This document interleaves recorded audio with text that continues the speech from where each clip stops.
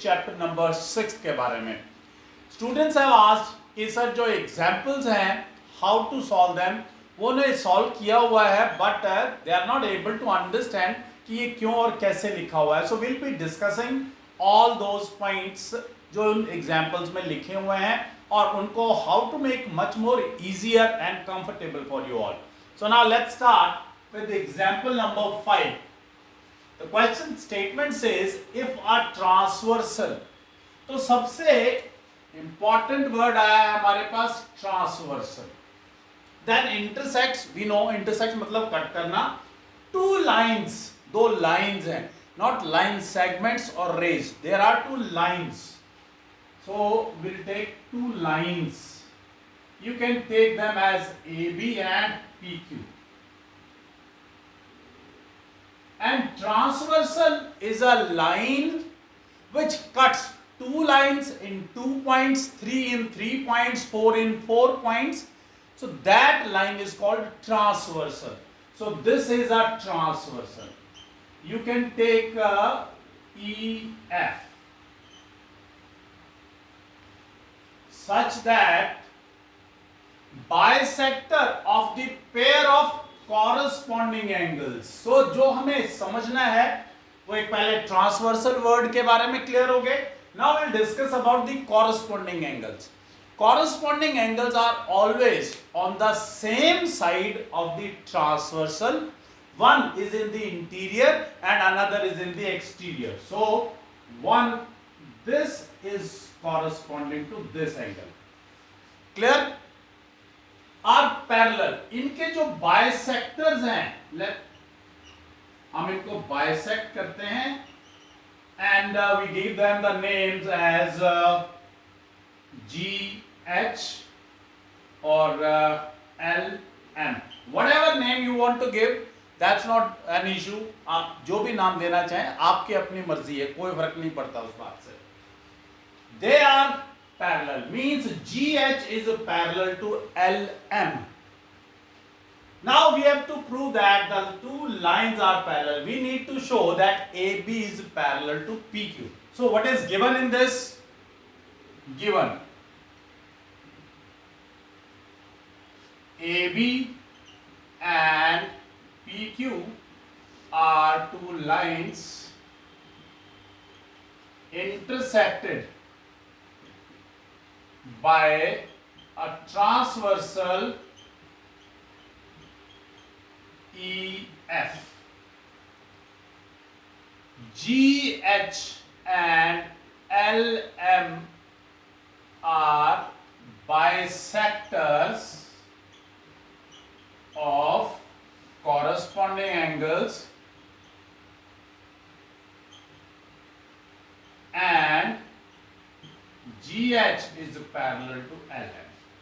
Now they are bisectors, so automatically this are equal and these are equal. If we are able to prove that angle X is equal to angle Y, then we will be able to prove that AB is parallel to PQ. So to prove, what we need to prove here? AB is parallel to PQ. This we need to prove. और इसको prove करने के लिए आपको मालूम है अगर कभी भी टू लाइंस को पैरेलल प्रूव करना है, सो वी हैव 3 क्राइटेरियाज. 1, या तो उनके ऑल्टरनेट इंटीरियर या एक्सटीरियर एंगल्स इक्वल हो जाएं, या कॉरस्पॉन्डिंग एंगल्स इक्वल हो जाएं, या सम ऑफ को इंटीरियर एंगल्स 180 डिग्री आ जाए. सो अब हमें ये गिवन है that these are parallel to each other. अब अगर ये दोनों पैरेलल है, ये दो लाइंस पैरेलल हैं, सो this is also the transversal for them, क्योंकि इन दोनों लाइंस को भी इसने G और L के ऊपर कट किया है. So automatically this angle X will be equal to this angle Y. If angle X is equal to angle Y, it means twice of X is equal to twice of Y, and twice of X is the corresponding angle this, and twice of Y is corresponding angle this. So it means both these corresponding angles means angle EGB is equal to GLQ. Q।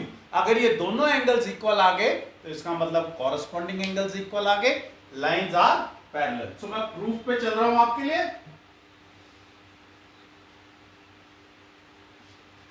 लिए, बिल्कुल easy कर दिया है हमने ये proof. GH is parallel to LM and angle HGB is equal to angle MLQ, corresponding angles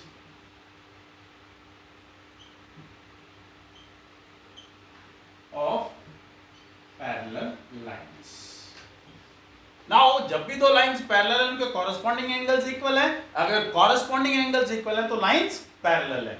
now HGB is x and MLQ is equal to y, multiplying both sides by 2, multiplying both sides by 2, easy कर दिया आपके लिए बिल्कुल ये। And now 2x is what? Angle EGB, EGB, और twice of y is equal to angle GLQ, GLQ, but they are corresponding angles, but they are corresponding angles, and we know that if the corresponding angles are equal then the lines are parallel, but we know that if corresponding angles are equal, lines are parallel.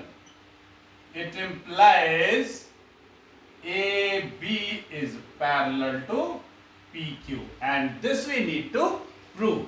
Now let's take the another example. Example number 7 says, in the figure 6.37, they have given us the figure QT is perpendicular to PR. PR के ऊपर perpendicular हमने symbol बना दिया, means 90 degree है। perpendicular का मतलब आप समझ गए हैं कि एंगल 90 डिग्री का बनेगा। TQR is 40 degree, TQR that is 40 degree, SPR that is 30 degree, and these are x and y. We need to find out the value of x and y. So given, you can write it from the question itself.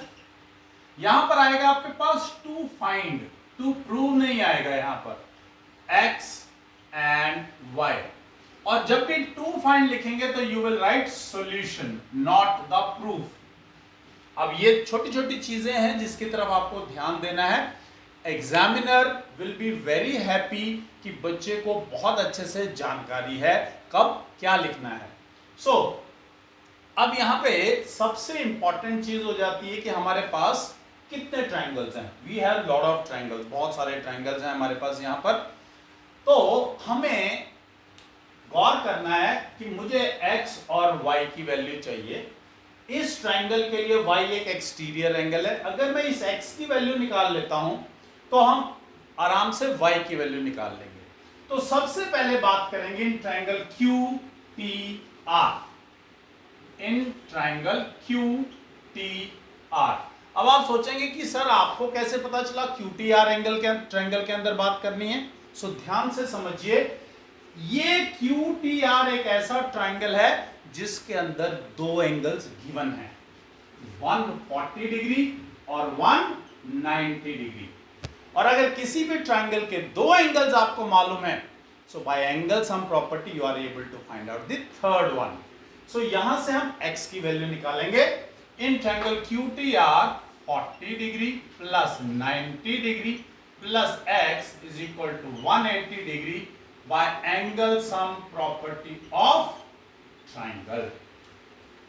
So 9 plus 4, 130 degree plus x is equal to 180, and x is equal to 180 minus 130, and x is equal to 50. So one part is being done. अब हमारे पास x की value आ गई। You can also right this value in your figure. आप आराम से अपने figure में लिखिए, आपका फिगर है, घबराने की जरूरत नहीं है। अब आप ट्राइंगल उठाएंगे पी आर और एस। पी आर एस का जो एंगल y है, दिस इज एक्सटीरियर एंगल। अब ये एक्सटीरियर एंगल है, दो एंगल्स आपको मालूम है, हमें मालूम है कि exterior angle is equal to sum of interior opposite angles. So here you will write down in triangle P R S या पी एस आर, आपकी मर्जी है क्या लिखते हैं। ट्राइंगल के नाम से यहां पर कोई फर्क नहीं पड़ेगा। इन triangle P S are y is equal to 50 degree plus 30 degree by exterior angle property of triangle. So y is equal to 80 degree. बिल्कुल सिंपल हो गया आपके लिए, कोई ज्यादा आपको मेहनत नहीं करनी पड़ी, but this is an observation. सबसे बड़ी खास बात इसमें इन क्वेश्चंस के अंदर यही होती है, if your observation is correct then your question is correct. अगर ऑब्जर्वेशन गलत हो गई, नहीं पता चल पाया कि क्या लिखना है, सो गड़बड़ हो जाती है, फिर बहुत ज्यादा आप इसके अंदर कंफ्यूज होते रहते हैं, बार बार ऐड करते रहेंगे। सो प्लीज इन क्वेश्चंस को 2-3 बार अपने हाथ से जब आप निकाल लेंगे, your observations will be very very strong. So now let's move to the another example. Example number 8 in figure 6.38। अब आप कहेंगे सर आपने फिगर नहीं बनाया। फिगर इसलिए नहीं बनाया because I want you to make this figure using the statement. The sides AB and AC of triangle ABC। तो पहले एक ट्राइंगल है ABC, will make a triangle ABC, ABC। फिर क्या है AB को प्रोड्यूस किया गया है कहां तक, प्रोड्यूस्ड टू पॉइंट E, और AC को प्रोड्यूस किया गया है पॉइंट D तक। तो AC को प्रोड्यूस किया गया है पॉइंट D तक, ये पॉइंट्स आ गए E and D।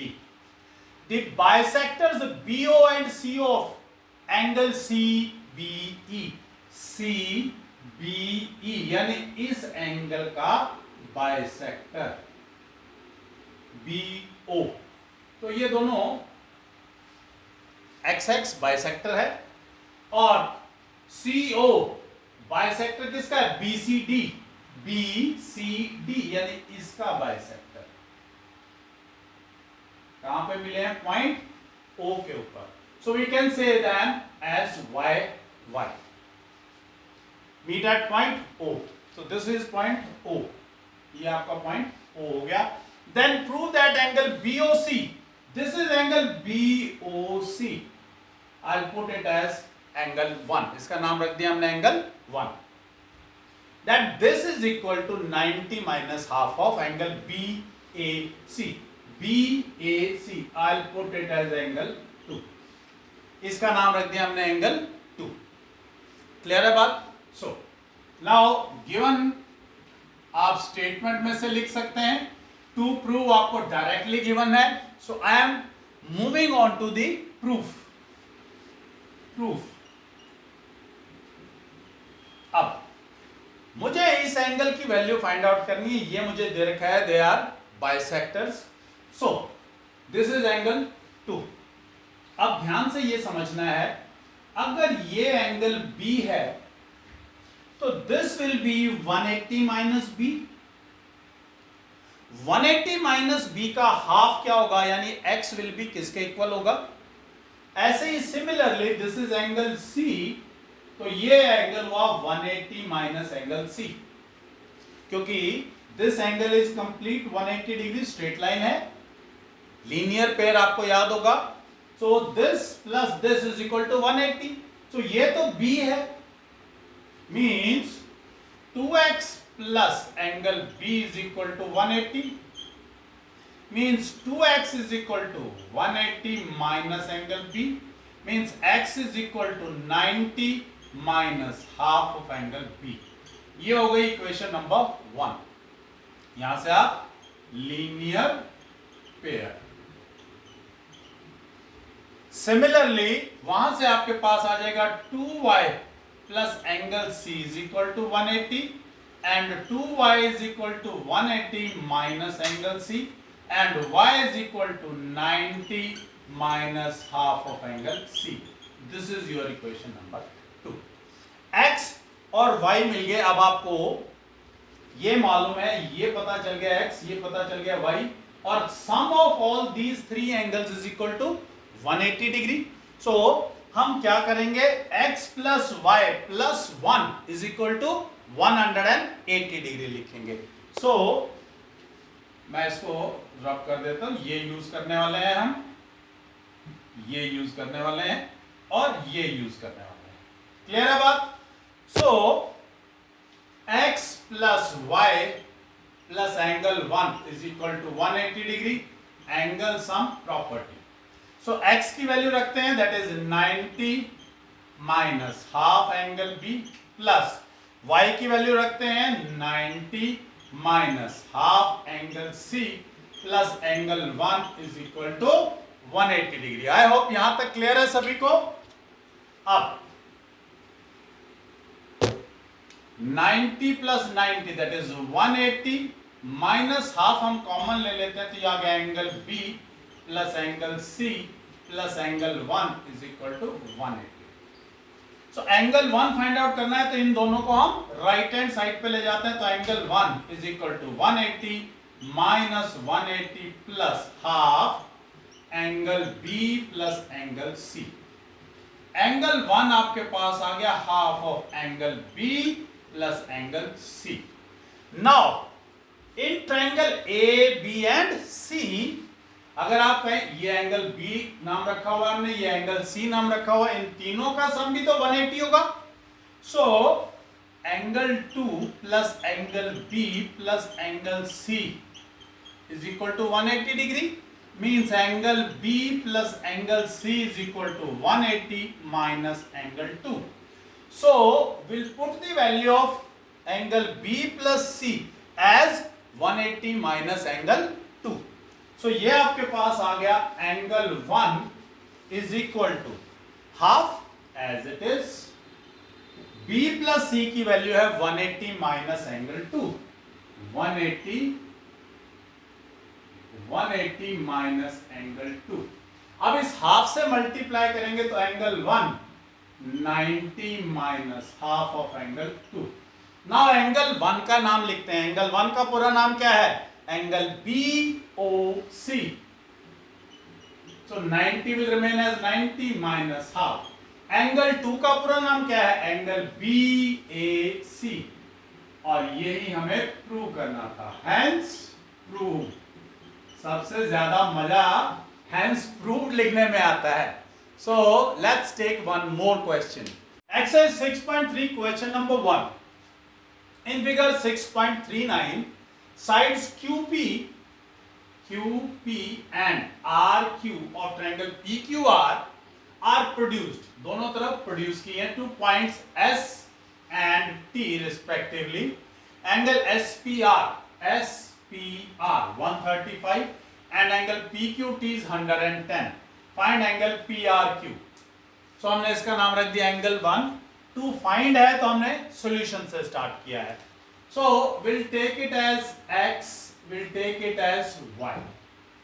Now 110 plus X is equal to 180, linear pair, and X is equal to 70. Y plus 135 also is equal to 180 and Y is equal to 45. Same linear pair. Now X plus Y plus 1, X plus Y plus angle 1, that is equal to 180 degree by angle sum property of triangle. Now we know the value of X and Y. X is 70, Y is 45 plus angle 1 is equal to 180 degree. 115 plus angle 1 is equal to 180. Angle 1 is equal to 180 minus 115. So angle